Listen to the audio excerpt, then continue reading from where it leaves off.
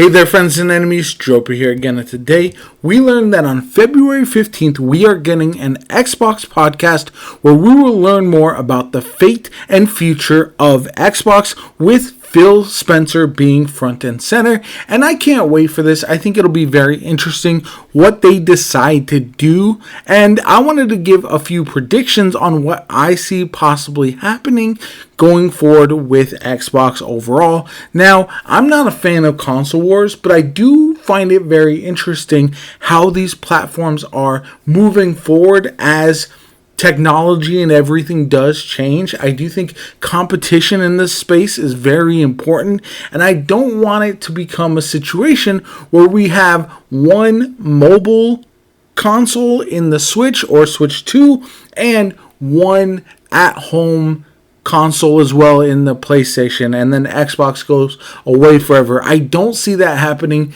It's been rumored that Phil Spencer has assured Xbox employees that the actual console is not going away. They're still in that market, and they will be continuing to make consoles going forward.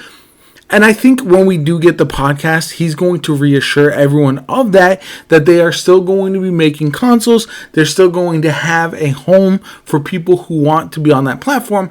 The unfortunate reality is that PlayStation 5 has sold pretty much double the amount of consoles as the Xbox Series this cycle, which is a hard pill to swallow, I'm sure, for Xbox. But a lot of that is from the dominance of the PS4 and just the fact that a lot of the Xbox games have come out a little underwhelming. They feel like they are behind and making up for lost time that they had during the PS4 and Xbox One era. But that's the problem, that they just don't seem able to catch up. It is a weird strategy that they're looking forward to if they do shift to bringing Xbox exclusives to console, just because they've spent so much money bringing in Activision Blizzard, bringing in Bethesda, and now I don't know if any of those games are going to come to PlayStation in the future, but we'll see. Now, another thing I believe Phil Spencer will talk about is the benefits of games being available to as many players as possible, which is true, but also will be rather confusing, because if you can access all those games on PlayStation, the only real reason to have an Xbox is, one, if you get those games early. I would imagine the exclusives are not going to drop on the same day as on PlayStation as they will on Xbox, so you will have some timed exclusivity, but also you will have Game Pass obviously on Xbox as well, even though you do have that on PC. If you're a console only gamer and you do want Xbox Game Pass, then Xbox is the only way to go. But I don't know how important that is to a lot of people, and it does feel like they went all in with Xbox Game Pass, and I don't know if it's performed as well. Plus, a lot of developers have started to find that the funding when you go on Game Pass isn't worth it. The sales that you lose out on with these full $60, $70 titles, it just doesn't make up for the money that you get from Game Pass. So that's why I know developers outside of those owned by Xbox have talked about that quite a bit.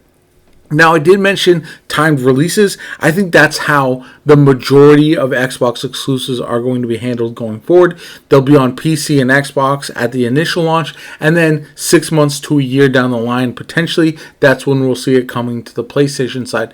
Exceptions will be COD and other multiplayer type games, where I feel like as important as a player base is to those types of games, making sure as many people are playing those at day one will be very, very important. The big question mark will be if games like the next Elder Scrolls, if games like the next Fallout, those types come to PlayStation right away, or if they do hold off for a bit, bring them to Xbox, and then launch them on other platforms later on down the line.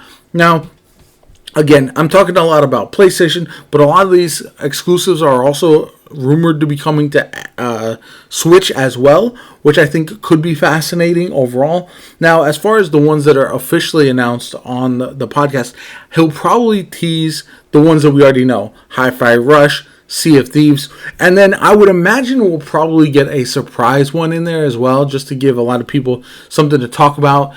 reaffirm the fact that the leakers don't know everything.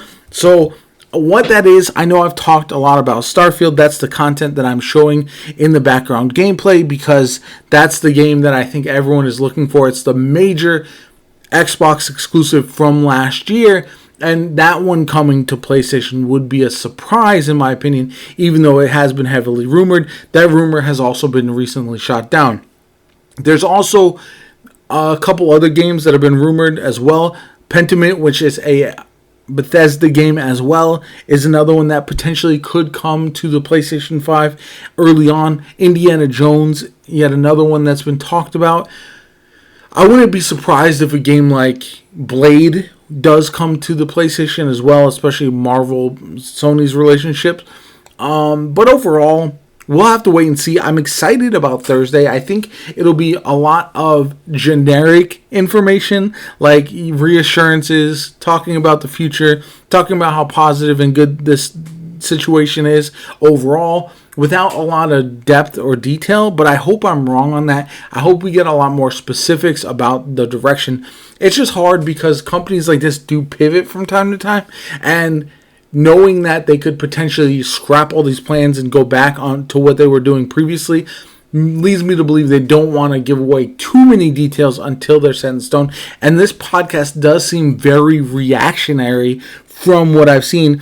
It does feel like it was sparked by a bunch of leaks and rumors. So that'll be very fascinating to see how they handle that going forward and how they're going to try to clamp down on some of these rumors being spread, some of the leaks popping out, because it does feel like they are behind the 8 ball quite a bit when they're trying to make these decisions, because it's all dropping before they officially announce it. And that leads the community to run rampant. You have people talking about giving up on making Xbox content. You have people talking about moving on from Xbox completely and sliding over to PlayStation or PC or Switch.